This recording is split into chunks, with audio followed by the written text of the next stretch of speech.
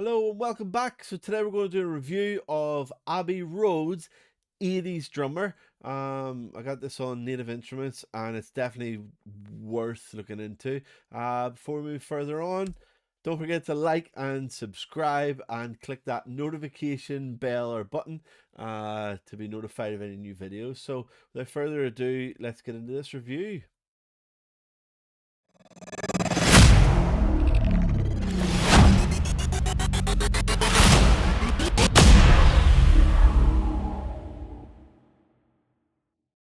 Woo-wee. Okay, so don't forget RTMA underscore studios over at Instagram if you want to link up.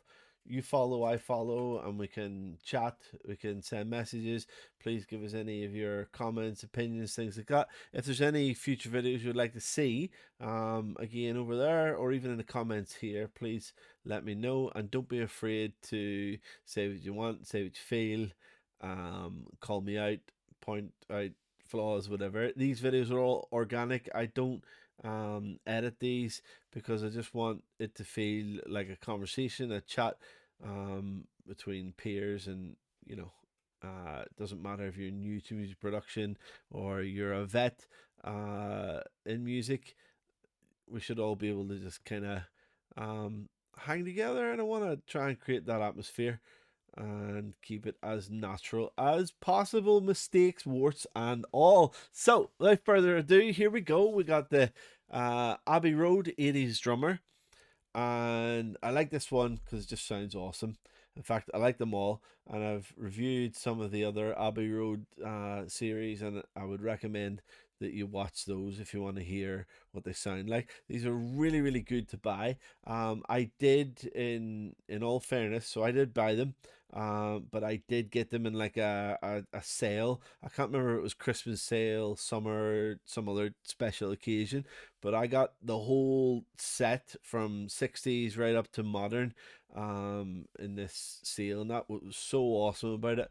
And it's been amazing to work with. So if you want to hear what it sounds like, and hopefully this will encourage you to also check it out and add it to your arsenal of awesome sounds for your music creation and productions. So without further ado, here we go. So I'm going to start with the very bottom key.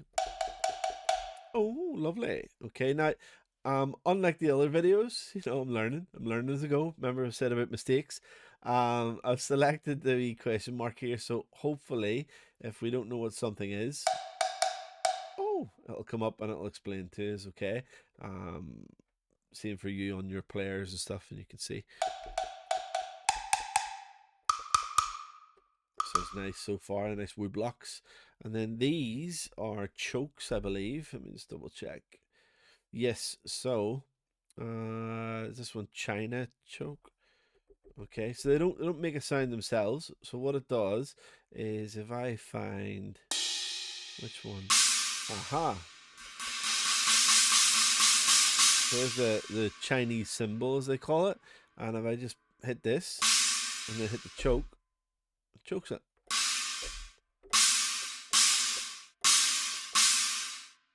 Okay, and it's that simple, and it's the same for the rest of them. So you have here crash one choke, you have ride choke, crash two choke, the China choke that we just had, and splash choke. And as I say, that's the kind of thing it does.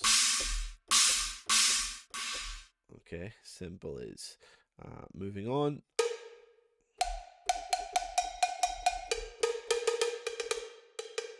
So as you can see there, that's all our, what is it, the cowbell. Again, all the cowbells, tambourines, claps, hits, kick is going to be there. So I'll go through these first.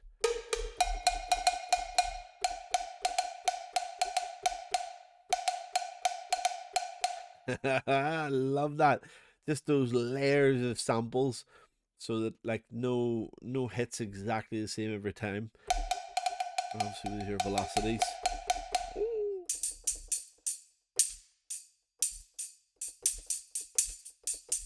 Oh yeah. Oh, all those noises. So when you actually use them in productions, they just sound so subtle but so nice.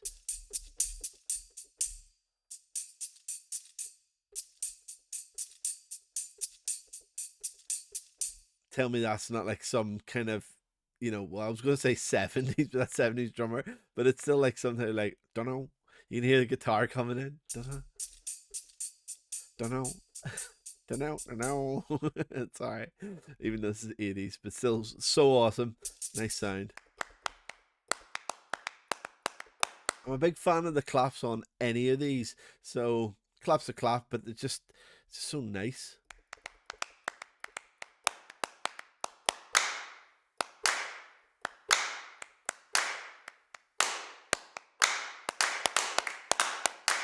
Oh, I love it, love it.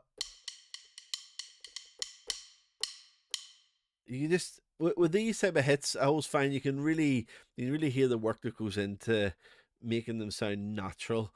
Like I don't know the how it's laid out technically or whatever, but just the way those samples are all stacked and randomly changed. Maybe it's not as random as I think it is, but it's just so nice. I like the sound.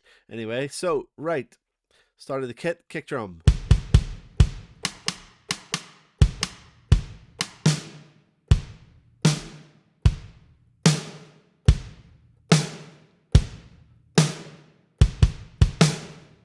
Beautiful. Tell me that's not a powerful 80s snare drum there. Bit soft there.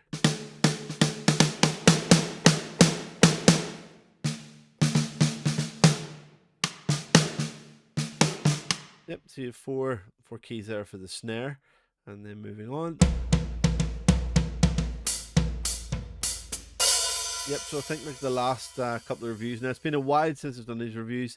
I've been away with health issues. I done the others a bit more back to back, and I was getting used to saying like, oh yeah, the same three keys, but it essentially is they've got a really good layout on these that if you've been using one extensively, that really does translate to the other kits, so that you're not having to learn a brand new layout for each kit. It just makes sense, doesn't it?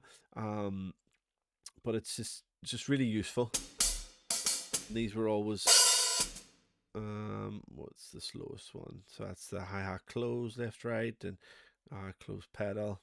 And suppose like these are all intuitive. They're good for obviously people who can't drum like me, but then there's drummers who are actually looking for, oh, where is the hi-hat close, tip, left, right, tom to center, and things like that. And the way it's been labeled by other professionals for people who are, this is their bread and butter.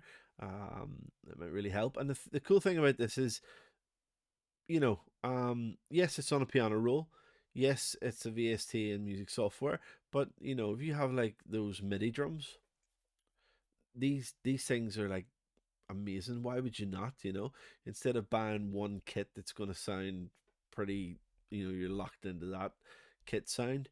You can get your MIDI drum set, which yeah, it has its disadvantages compared to a real, drum kit. I'm not denying that, but you can essentially, get any professional drum sound that you want from the likes of this Abbey Road series, and Abbey Road, it's nothing to be sniffed at. Like, it's pretty awesome. So yeah, get your MIDI drums hooked up, and I'm sure this will be 10 times better, but just sounds so good so far.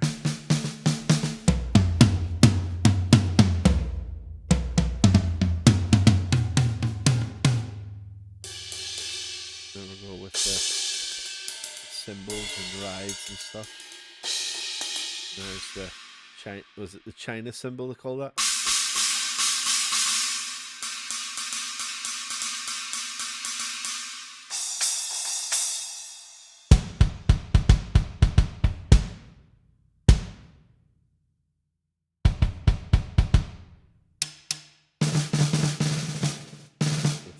Bit of flam.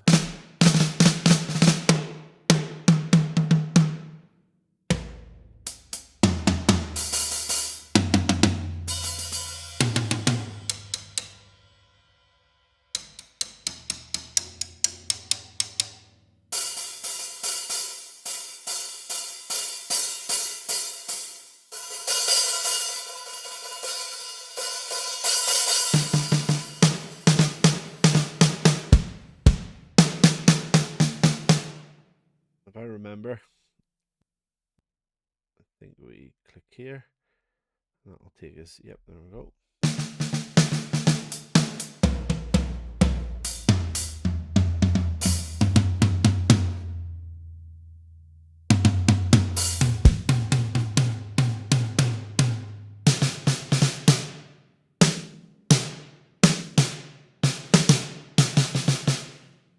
Sound of that one. Crunchy.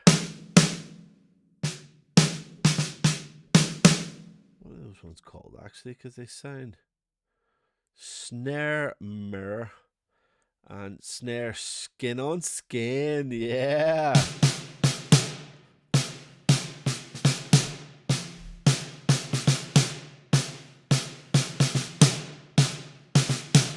Oh, it sounds so nice. And yeah, there you go. Okay, so let me just go down a couple of keys here on my player, and then I'll reset this back to 0. And so you slide it across. Maybe actually it should have went down there. It's much easier. Anyway, so that's what the individual keys sound like. So let's get into some of the grooves. Now, the grooves are awesome. I've shown this in previous videos. If you want to bring any groove into your DAW, so just move this. In fact, I'll move it here. I won't. I'll move it here. All right. If you want to get any groove into your DAW, you take this little symbol here, okay, and you hold it. Click on it, hold it, and you can see here, and you can drag it in, and there you go, and it'll actually put the groove on your timeline for you, and then you can choose other grooves. You can go in, you can edit the groove, and see here, that's going to be the kick, it's going to be the snare, cowbell. Kind of course, CDs, right? That's the cowbell. Anyway, so that's essentially how you would get it onto your timeline. If you want to build it, and then you go in, you can alter what you need to alter and do what you need to do. And I want to use this first before we go into the mixer. And let me just move it here. Yeah, keep it there. So, got the grooves. If I click on grooves down here, it'll open up a list of, you know, the choices that we have. In previous drum sets, there's quite a lot of choice. There really is so much choice, and it's all divided out quite intuitively, and the BPM, stuff like that. We're here at 110. I do try and follow what they're suggesting here, although not always. So sometimes I forget, and it sounds different. Sometimes it doesn't really make a difference. It's just case by case. Like I would imagine the ones at like 144, if I'm down at like 90 BPM or something, it's going to be a big difference, right? It's not going to sound how it should, but sometimes it actually might work for what you're going for. But anyway, so we got pop, heavy metal, new wave, indie, punk rock, and hardcore. Remember, this is 80s. So you've got things like ballad, straight, 4x4, glimmer, midtime. So I think this was the original groove that comes when you open it. So let's see what they were suggesting and see what it sounds like. You ready? Here we go. Oh, hold on. That doesn't scream 80s. I don't know what does.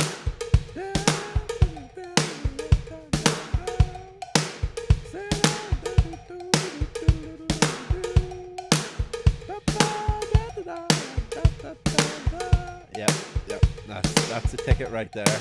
Okay, so we'll just click on a few more then. Oh yeah, it's okay. It's okay. Still preferred it with that.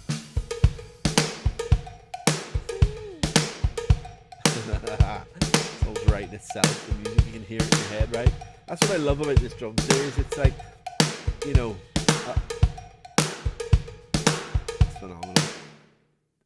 Sometimes I'll hear a rhythm like that, and the song just instantly comes in your head. You know what the bass is going to sound like. You know what melody you're going to put in. You can hear the vocal over it or what you would like it to be. And it just kind of, even if you don't ultimately go for that in that direction, I get like a bit of an excitement, a fire going there. I'm encouraged to produce and to sit and experiment and play and try to, hit the mark. And that's what you kind of want with these. You don't just want something that is a tool that you can use and oh great whatever. It's like it's inspirational. It's like it's giving you so much more than just paying for essentially well recorded sounds and samples on keys that and MIDI. This is more than that. This is like a partner, someone in the room with you, co-producing with you. And it's like, don't be afraid of that, embrace that. If you're an artist trying to be unique in your own thing, I get it. I get what you're going for and the direction that you're aiming in. Oh, my poor dog's whining here. Apologies. That's spilling.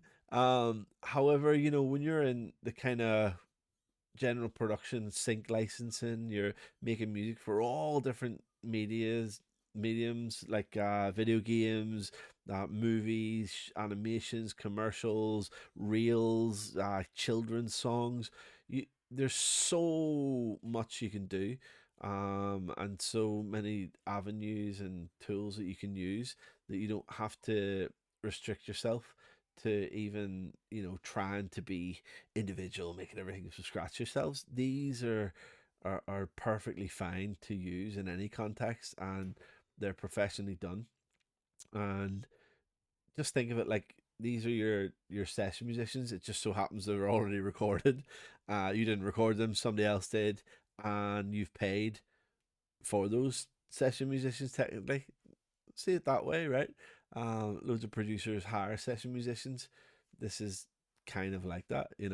Anyway, write in the comments, what do you think about this kind of thing in these libraries? I think they're awesome, and I feel inspired just hearing these. So I'm gonna play a few more. So let's go for Cadillac. Right. What's Cadillac sound like? So double click, hit play. Oh.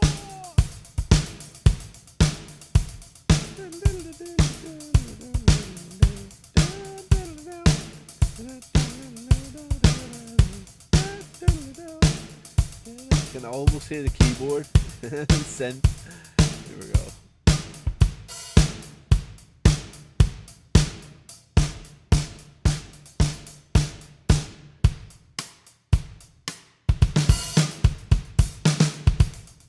Some of the fills.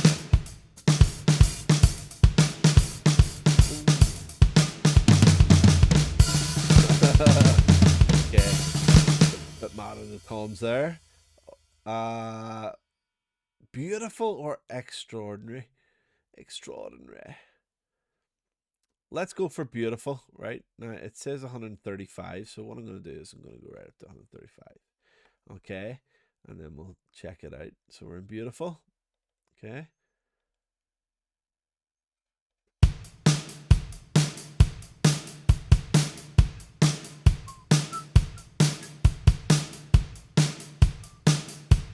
Hey, no, that is it.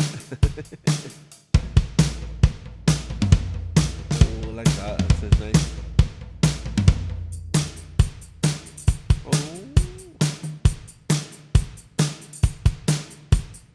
bit of tambourine.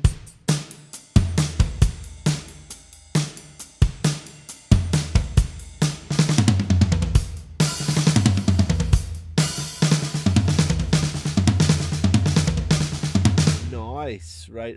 Punk rock. Let's see. Fast 160. Okay, let's pump this right up to 160. Here we go. Right, 160. We're 16ths. Here we go. Okay.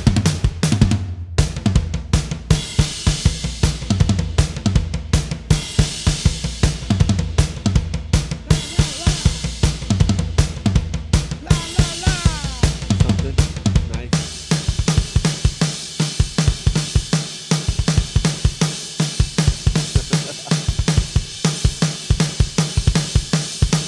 Oh yeah. Okay, that is fast. 176 barefoot. Oh, sorry, we have to try that. we have to. We're going right up to 176. I actually don't usually go this high up in BPM in general. Even though shooting some genres, I kind of don't. I don't know. Anyway, here we go. Without further ado, let's pick we'll do fourth.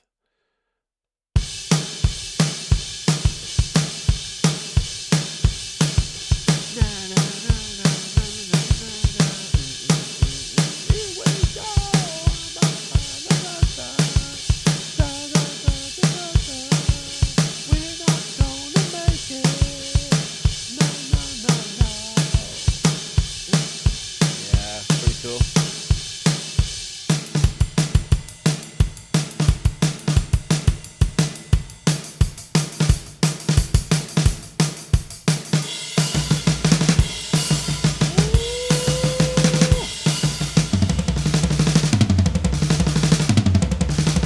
Okay, whatever floats your boat there. Whatever floats your boat. I'm not even speaking right. Okay, so there you go. You get a kind of idea. Should we go for hardcore heavy metal? Maybe back to heavy metal.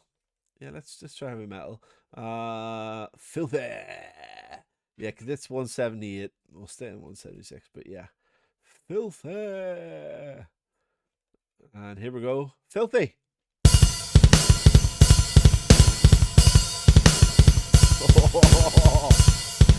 Okay, it is.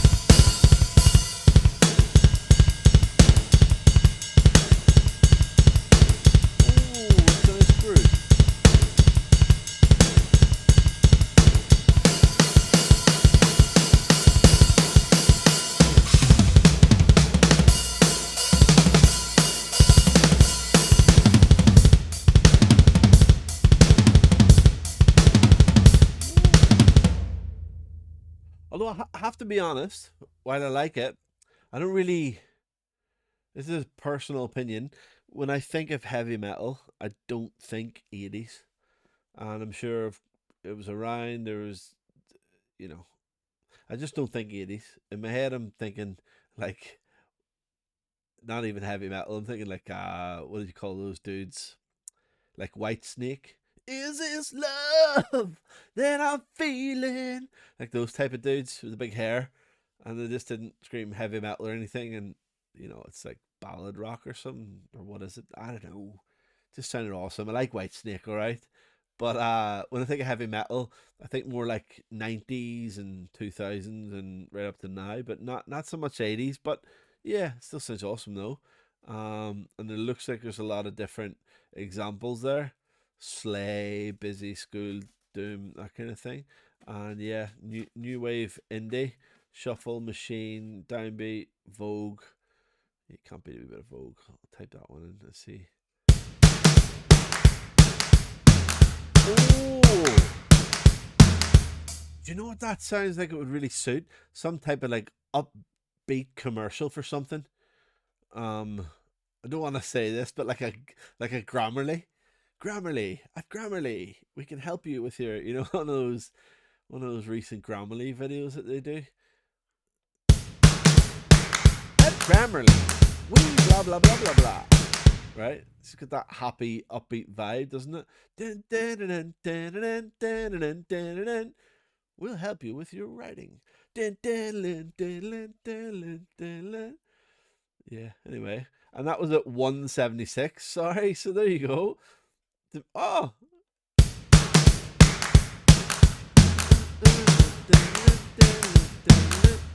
So again, that is supposed to be for 128. I had it at 176. I actually like that. But if I go down to what it was originally intended, or close to what the intent is for it, so let's just do 27 is fine. See, it says it.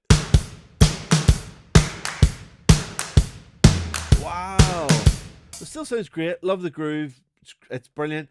I like it really fast. That's actually wow. Okay, cool. Might use that. I think I've said that before in another video. But yeah, okay, nice one.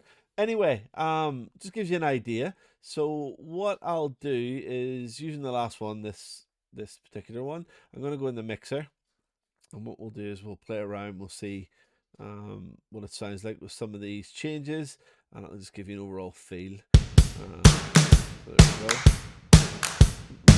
Options first. We've got randomize. It's all do different volume, velocity. Incremental volume. It might randomize the volume and stuff. Let's do the velocity. Yeah, it's more noticeable. Timing. Yeah, it's making it sound a bit more human. Maybe like playing level, ability, that kind of thing. Pitch.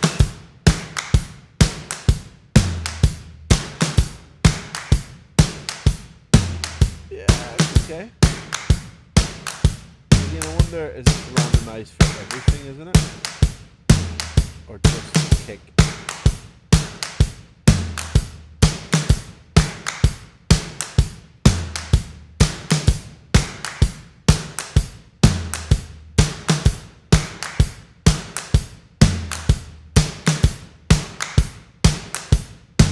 Yeah, it must be just for the individual. That's cool. Anyway, so it was some of the options just for the mixer. Oh, nice. Okay, so I very rarely play with internal mixers and on things like these. I've said this in the other videos before. Unless I'm trying to, reduce some of the reverb because I want to use my own and that kind of thing, or other effects that might want to take off. I usually keep these settings the same. Again, just unless I really need to kind of EQ something, take stuff away, because I want to use like an external effect or something. But again, that's very, very rare. I'll just, yeah, take it as is. I mean, it's completely up to you what you do, and I'm sure if you go into great detail with this to really refine your sound, your mix, great. I tend to not really touch these, and use my third party kind of like effects and things to change the sound. Again, as I said, unless we're talking about maybe like frequencies and stuff that, if I can get rid of it in here, and then it just makes it easier with third party stuff that I don't have to use. Anyway, just give you an example. Here we go.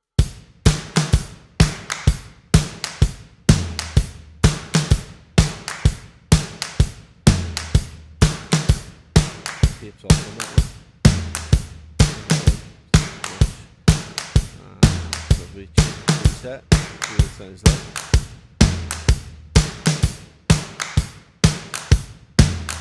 Get this going for just a tick.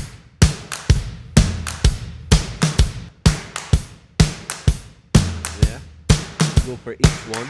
So you can select like calm, and then use a different kind of preset. If you want to use presets for different types of toms, you can mess with it individually. If you want to do the whole mix, I think you're limited to here. So heavy metal, new wave, rock, hardcore,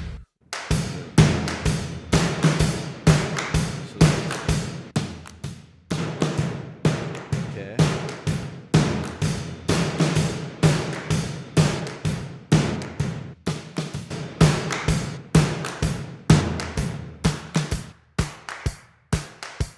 How dry that sounds. Let's put it with pop.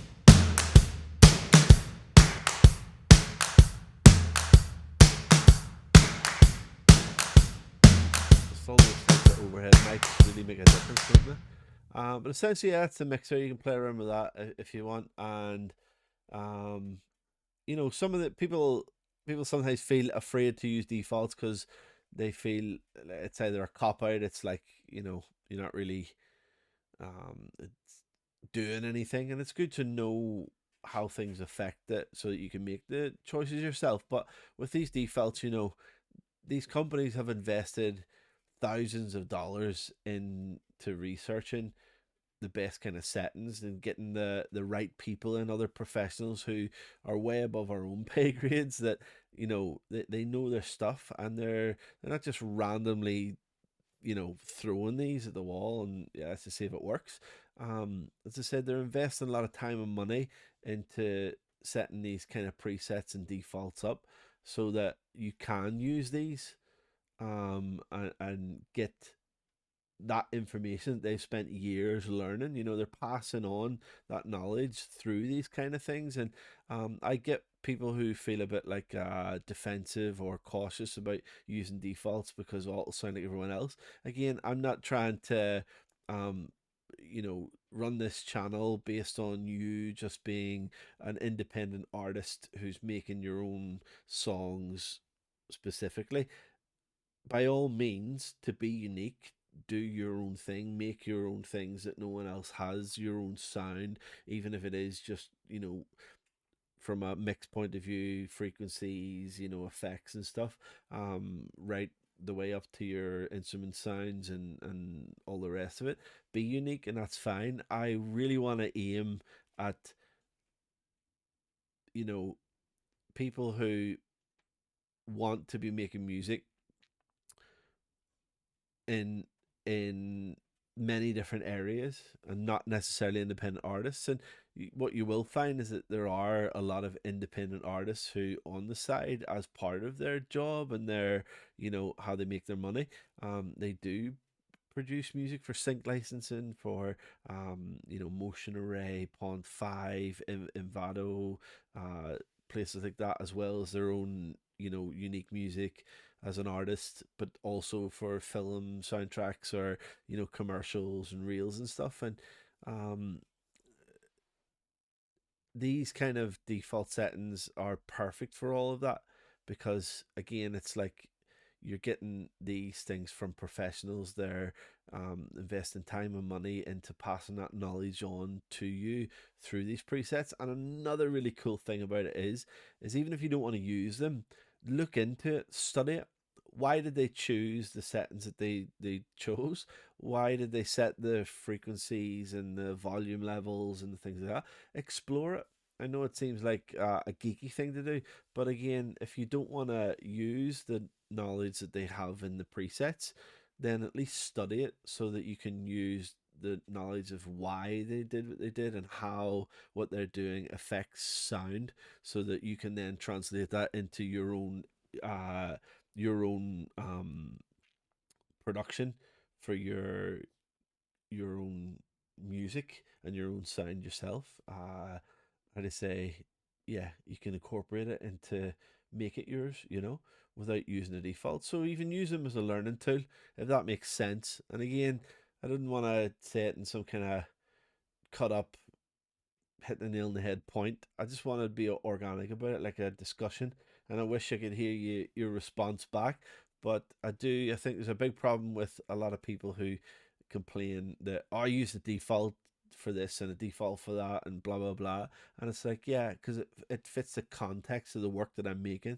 I'm not making something for blah blah blah. I'm making it for blah blah blah, and that blah blah blah is, a bit more commercial, a bit more of a, bread and butter kind of thing. So yeah, um that's pretty much it. Yeah, so 80s drummer, Abbey Road. I would definitely recommend getting it.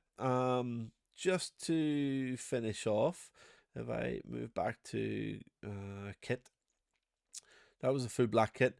The chrome kit, if I just load this one in, the chrome kit, again, same layout, just has a different kind of sound based on different kit, and all the grooves and things. Um, all the grooves and things are exactly the same, and but you're just going to get like a different sound of it. So yet again, you have more life to each of these. So if you ever did get through all these kind of like grooves, you've got another kit that can breathe new life into them, and they're all divided up. Hardcore, black heavy metal, you can go straight in there, and chrome pop, punk rock, and all the rest. So yeah, 80s drummer. Hopefully that was informative. That'll help you make a decision on whether you think you want to add this to your arsenal of VSTs in your library. And I highly recommend that you get it. And again, you know, I strongly recommend that you get these. They're so useful. 50s drummer, 60s drummer, 70s, 80s. We're going to be doing modern drummer next and vintage drummer after that. And we can go through them and talk about them too. Anyway, enough rambling from me. So, without further ado, okay, yeah, I'll see you in the next one. Take care.